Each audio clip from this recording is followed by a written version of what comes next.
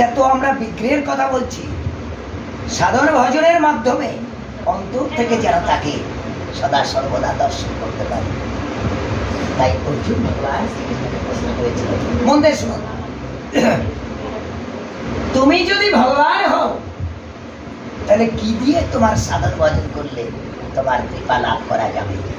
কি দিয়ে তোমাকে পূজা করলে তোমাকে আমি লাভ করতে পারবো? ভালো প্রশ্ন কিনা?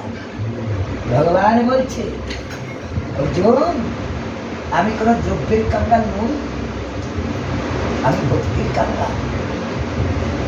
আর সেই জন্যই তো দুর্যোধনের রাজস্বিক ভজনকে প্রত্যাখ্যান করে বিদুরের ঘরে গিয়ে কলা না খেয়ে কলার চোচা। তাই আমি ভক্তির কাঙ্গাল। আমার ভক্ত আমাকে পত্র পুষ্প জল ফল যা কিছু ভক্তিপূর্বক প্রদান করে থাকে, আমি আমার ভক্তের বর্ধিত ভোগকে প্রেমানন্দে, শুদ্ধ চিত্ত ভক্ত বর্ধিত ভোগকে প্রেমানন্দে আস্বাদন করে থাকি, যদি কিনা তার মধ্যে অহংকার জনিত কিছু না থাকে। তাহলে ভগবানকে লাভ করা কত সহজ। কিচ্ছু তিনি চাইছেন না। কি চাইলেন? পত্র পুষ্প জল ফল। পত্র মানে তুলসী পাতা, পুষ্প মানে ফুল, জল মানে সবাই জানেন গঙ্গা, আর 2 টাকার বা বাতাসা বা ফল হলে। যখন বেটে গেল আমি কি বললাম? কিছু লাগবে বলেছি? কিচ্ছু লাগবে না। তার মানে আমার গৌরহরিতে কিছু লাগেই না। কেন লাগবে? ইচ্ছা করেছ হবে। যদি তুমি একটা ফল দিয়ে বা নকুল দানা দিও অন্তর থাকে, কারণ আমার কি আছে জানি, সবই তো তা। আমরা কি নিয়ে এসছি, কি নিয়ে যাব?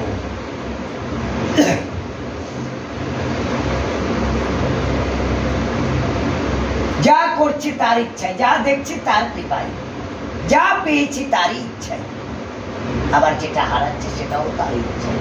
তাহলে আমাদের আর কি আমরা দেব? আর সব কিছুর মালিক কি? তিনি।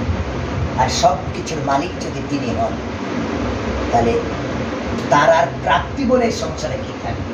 আর যার সব থাকে তার হারাবেই বাকি। তাহলে এই সংসারে তার প্রাপ্তি বলে কিছু ও আবারও কিছু নেই। শুধু লীলা বসে জীবের তথা মানুষের কল্যাণের জন্য বিভিন্ন লীলা করে মানুষকে গুরুর মাধ্যমে জ্ঞান প্রদান করে গেছে, নিজে গুরুরূপে ভগবান শ্রীকৃষ্ণ। তাই তাকে লাভ করা খুব দুর্লভ নয় মা, সুলভ। কাদের কাছে? যারা সর্বাঙ্গভাবে তার চরণ আশ্রয় আত্মনিবেদন করে। যে আমি কিছু জানি না, আমি কিছু বুঝি না, আমাদের হিন্দু ধর্ম শাস্ত্র প্রশান্ত মহাসাগর, তার কিনারা পাওয়া কঠিন। তাই আমরা কতটুকু না জানি। তবে এটা আমাদের অবগত হতে হবে যে আমরা ভগবানের ভিত্তি, তিনি আমাদের মালিক। তাহলে আমরা তার কাছে সদা সর্বদা নত হব। কিভাবে? যে হে প্রভু, 84 লক্ষ জমি অতিক্রম করে এই দুর্লভ এই দেহ লাভ করতে পেরেছি। আমি না জানি তোমার ভজন, না জানি তোমার সাধন, তবে গুরুর কৃপায় একটু আমি কৃপা পেয়েছি যে তুমি সব। তাই প্রভু সদা সর্বদা তোমার চরণে আমি সর্বাঙ্গ ভাবে আত্মনিবেদন করে করজোড়ে প্রার্থনা করছি, তুমি একটু আমার মস্তকে চরণ ধরে রেখো, আমি যেন তোমার নামটা মুখে উচ্চারণ করতে পারি। জয় রাধা। তোমার নাম যেন আমার জিহ্বায় নিত্য হয়, সদা সর্বদা যেন আমি তোমাকে স্মরণ করতে পারি। কেন কেন এই বিষয় বাসনা আমাকে এত আঁকড়ে রেখেছে? কেন বিষয় বাসনা থেকে, বিষয় থেকে নিজেকে প্রত্যাহিত করতে পারি না? বিষয়কে কেন আমি এখনো অমৃতের মতো ভালোবাসি? তাকে বিষ কেন মনে করতে পারি না? কবে হবে তোমার কৃপা? বলছে এটাই মায়া। সেটা কি? মায়া। প্রভু সেটাই তো মায়া দিয়ে সংসারকে আচ্ছাদিত করে রেখেছে। তাই আমাদের মায়াতীত হতে হবে, গুণাতীত হতে হবে। আমরা 3টা গুণ দ্বারা আবৃতমান: সত্য, রজ, তম। সত্যগুণ জ্ঞানের প্রকাশ, রজগুণ লোভের প্রকাশ, আর তমগুণ হচ্ছে বিনাশের রাস্তা। তাই আমরা কোনো না কোনো গুণ দ্বারা আবৃত, যতক্ষণ আমরা গুরুর কৃপায় সাধু সঙ্গ বৈষ্ণবের কৃপার লাভ না করে এই গুণাতীত মায়াতীত হতে না পারবো, আমরা এই সংসার বন্ধন দশায় বারবার পতিত হব। তাই আগামী একাদশী রবিবারে বুঝতে হবে কি একাদশী, স্বয়ং একাদশী মানে জানতে হবে, প্রভু স্বয়নে যাবে। এই 4টা একাদশী চতুর্মাসী ব্রত, 8টা একাদশী বলবো হয়তো সম্ভব, শ্রাবণ ভাদ্র আশ্বিন কার্তিক মাস, কোনো সময় 8টা, কোনো সময় 9টা পড়বে।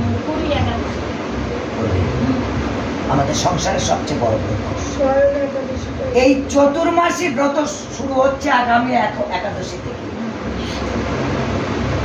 দেবর্ষী নারদ ছিল একটা দাসী পুত্র, আমরা তো অনেক কৃপা পেয়েছি, কারো খাওয়ার অভাব নেই, চলার অভাব নেই, কত কি পেয়েছি।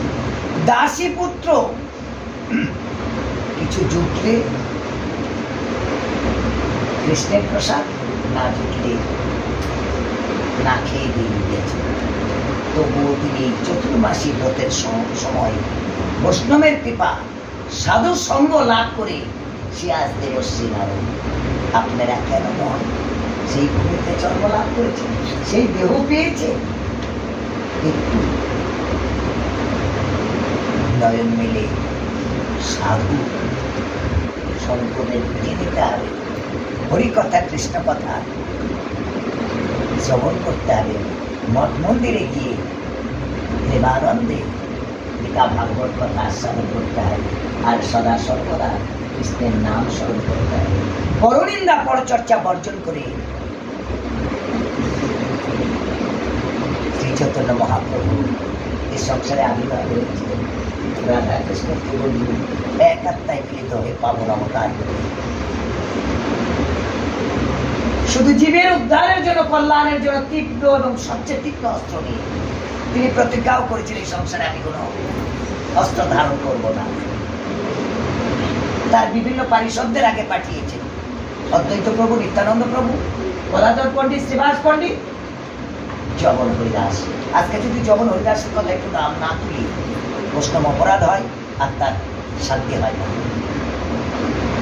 জগন হরিদাস ব্রহ্মার অবতার,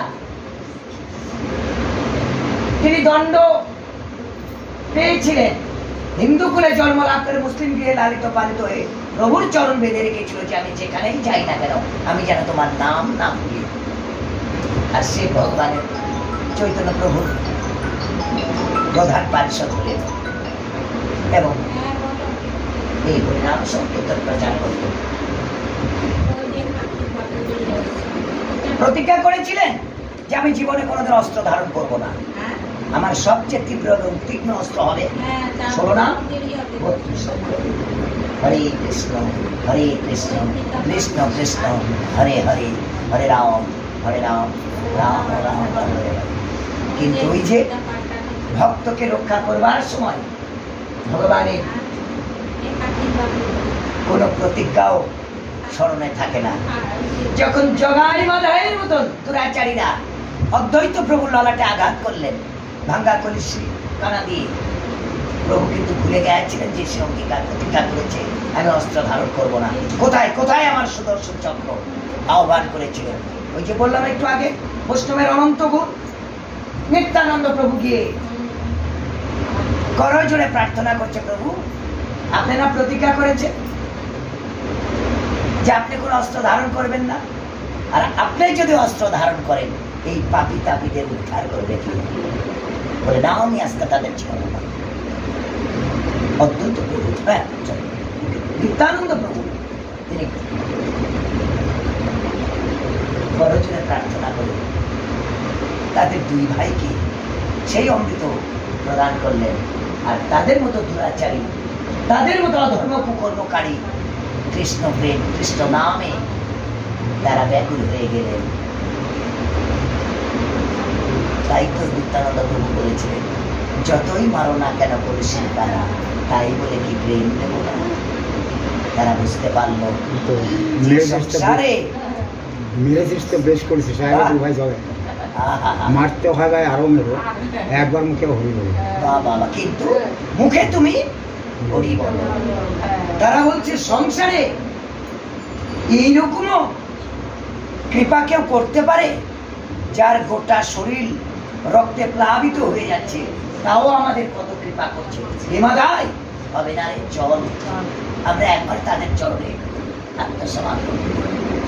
তাদের মতো দুরাচারী, অধর্ম কুকর্মকারী, অভক্ষ ভক্ষণকারী তার হতে পারে। আপনারা অনেক কৃপা পেয়েছেন, অনেক সাধু সঙ্গের কৃপা পেয়েছেন, এখনো পাচ্ছেন। তাই কাল পর্যন্ত কি হয়েছে না ভুলে যেতে হবে। আজ থেকে এই মুহূর্ত থেকে আমাদের শুরু করতে হবে যে আর কিছু হোক না হোক আমরা যেন এই 16 নাম 32 অক্ষর পুনরুদ্ধারের যে ধর্ম নাম সেটা যেন ভুল না হয়। দেখবেন প্রভুর কৃপা আসবে বা পাবেন, নিশ্চিত কৃপা পাবেন। আর এই যে কোনো সংসারে প্রিয়জন আত্মাদের জন্য সাধু গুরু বৈষ্ণবের চরণ ধরি, হরিনাম সংকীর্তন এবং পাঠ কীর্তনন্তে প্রসাদ বিতরণ, তারা যদি কাল পর্যন্ত নরকস্থ থাকে, গিয়ে গীতা পাঠ, সাধুগুরু বৈষ্ণবের চরণ ধরি, হরিনাম সংকীর্তন এবং পাঠ কীর্তন অন্তে হাতে একটু প্রসাদ, প্রভু নিবেদিত প্রসাদ প্রদান করা, তারা সেখান থেকে পরিবার পরিজনদেরকে আশীর্বাদ করে থাকে। ওই আমার উত্তরসূরিগণ, তোমরা যেখানে যে অবস্থায় থাকো না কেন, প্রত্যেক বছরের বিরতিতে আমার উদ্দেশ্যে গোবিন্দের চরণে পুষ্পপত্র এবং গোবিন্দের নিবেদিত ভোগের প্রসাদ সাধুগুরু বৈষ্ণবের মধ্যে প্রেমানন্দে বিতরণ করো। আমরা এখান থেকে তোমাদের আশীর্বাদ করবো, তোমরা সুস্থ থেকো, ভালো থেকো। জয় রাধা মাধব, জয় গৌর হরি। আজকের মতো আমি এখানে হরিকথা বিশ্রাম দেবো। একটু আপনারা মিলন, একটু নাম দিও, প্রসাদ বিতরণ করে। কি কেমন হচ্ছে?